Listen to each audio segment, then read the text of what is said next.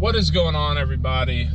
It's your boy John, and welcome back to Gearbox. So, today, obviously, not kind of a sit-down video, more of a sitting in the car, driving to a destination or whatever, just kind of cruising. But actually, the destination that we are headed to right now is actually the main point of the video. So I wanted to kind of follow up and piggyback a little bit off of the last video I posted, as far as, you know, how a WRX really, in my opinion, is a phenomenal daily driver. It's fairly reliable, with a big asterisk right next to that, and just an overall good, solid car.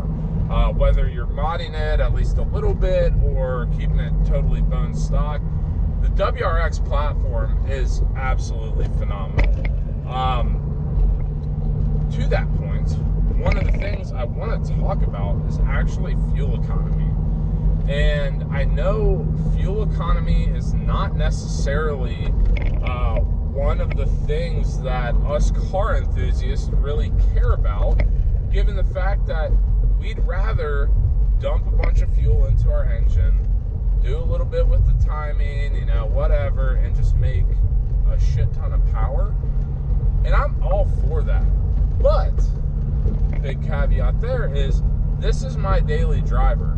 And it's not only my daily driver from the standpoint of, oh yeah, I go to work in it, and I come back, and maybe I'll go out to dinner, or whatever, all local. I also take a lot of road trips, whether that is seeing my buddies in Alabama or Florida, or even just driving to Georgia to see my fiance or whatever, or going back to Ohio, my hometown of Cincinnati, going back there, traveling for Clemson football games. All of the above is very consistent with the driving I do in this car. And I know it's kind of, I don't know, it's a risk I guess I have to take by modding the car the way I have. Not that I've done anything crazy, but still, modifying a car is inherently going to decrease the reliability of said car. So it's just something you have to consider as you're doing it. But once again, I really want to talk about fuel economy. So as we're headed to the gas station right now, I figure let's take a look at what a little over, or at least filling up a little bit over a half a tank looks like in the state of South Carolina. And then we can really get into the numbers, what I see, what I currently have done to the car to even allow me to get said miles per gallon. So we're gonna stop that clip right there. We're gonna go ahead, fuel up, and try not to break our bank too bad.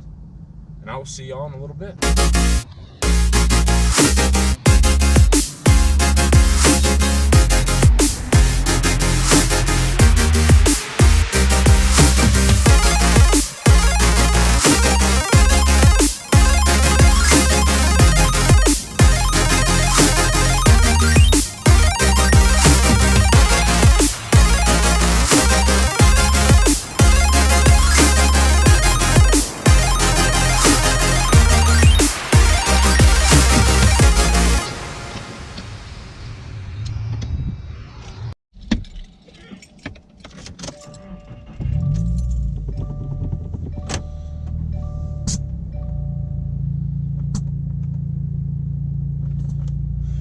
Alright, well, can confirm, is hot as shit outside here in South Carolina, but you know what?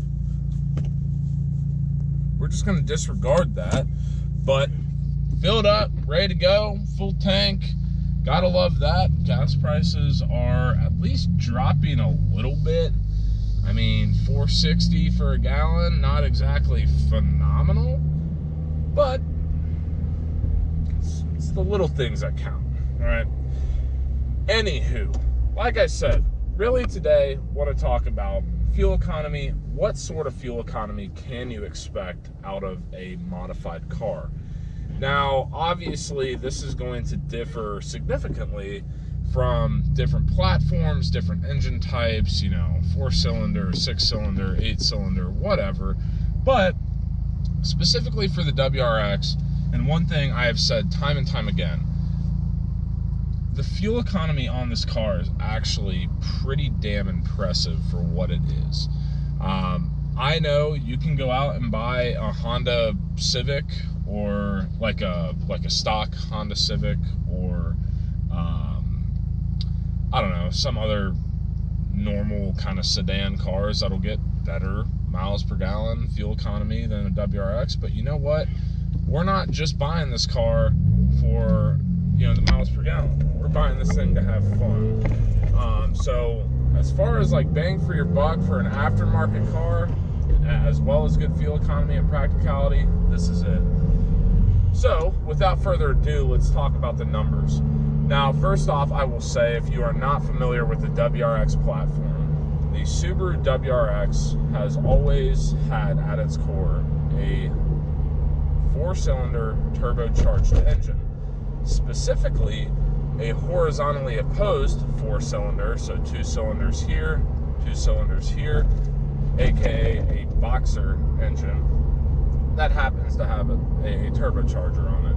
Now, once again, the difference in fuel economy versus a 4-cylinder versus a 6-cylinder versus an 8-cylinder, obviously the more cylinders, the more fuel you're going to burn through. That's just a fucking given. So if you didn't know that up to this point, there you go. With that being said, this is not just any stock motor. Well, it's a stock motor, I guess, but not stock ECU. I've got this Pro-tuned by SD Racing, making about 320 horsepower, maybe 280 foot-pounds of torque, something like that. Which stock, it's like 268 horsepower and 240 foot-pounds of torque, something like that. It's a significant increase from what I'm doing to what the stock WRX comes as. All that being said, I am still retaining a fuel economy of around 24 miles per gallon in the city and 32 miles per gallon on the highway.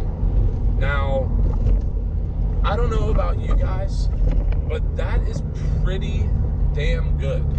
Like, there's no way around that. Now, of course, I got this fucking idiot in front of me almost driving off the road. Let's downshift real quick and let him figure out what the fuck he's doing. Anyway, for a modified car, for the purpose of pushing power, I mean, that's why you get cars tuned. The fact that I can still drive this thing 32 miles to the gallon on the highway, I'm telling you, it's not that you can't beat it, but it's probably pretty damn hard to beat for an aftermarket car platform. There's just no other way around it, guys. I don't know what else to say. I can literally take this thing from South Carolina to Cincinnati, Ohio, and only have to fill up once. And that's like 5.5 hours into the drive, just so I'm not pushing it to get to my house in Cincinnati. If I wanted to drive straight to Cincinnati without filling up once, I could. That's a long way. I've driven to Jacksonville, Florida and back, and only had to fill up once. I've driven to New Orleans, had to fill up twice. I mean, this thing will go and go and go. And obviously, once again, that's a lot due to the fact that it is a 4-cylinder. But somehow, some way, the engineers at Subaru, which I know that some people aren't exactly the biggest fans of the engineers at Subaru, because they basically just give the body a facelift every couple years and use the same engine and never really get more power. So I get it. But guys, they have done something right, given the fact that this car, the heritage of the WRX is rally racing, which obviously they don't give a flying fuck about fuel economy. They just want to go fast as shit and jump over hills that may or may not be directly followed by a hairpin turn. The fact that we can still have an aftermarket focused sports sedan, as I called it in the last video, with that fuel economy, listen, I'm not trying to sit here and make this all about, oh, well, the only reason I bought this car is because it's practical. No, there are a lot of non-practical things about this car. There's no doubt about it. But when it comes to just especially around the city, you know, a fun car to drive, a good platform to have aftermarket potential with, all of that, I mean, listen, I just filled up half a tank for 40 some odd dollars. You know, obviously multiply that by 2, you're looking at about 75, 80 bucks for a full tank of gas. And you know, this day and age, which is a lot of money, but you know, you could be driving a Mustang, you could be driving a Camaro, you could be driving a Charger. You know, there are a lot of other cars out there that are going to wreck your bank so much harder than this car will. And I would argue that this car is more fun and more practical to actually modify. Anyway, I will get off my soapbox there. Appreciate all of y'all watching. If you have any questions, comments, concerns, drop them down below. Please feel free to give this video a big fat thumbs up if you're enjoying the content you're seeing. Definitely hit subscribe, hit the notification bell. I love seeing this channel grow. Love seeing all the people making comments, you know, talking about the car, giving suggestions, whatever the case may be. That's what this is all about. I've really appreciated y'all's support over the past year or two. So really looking forward to even more great memories, you know, more subscribers, etc. So with all that being said, appreciate your time today. Be sure to check in next week for another episode of Gearbox, and I will see y'all then. Peace.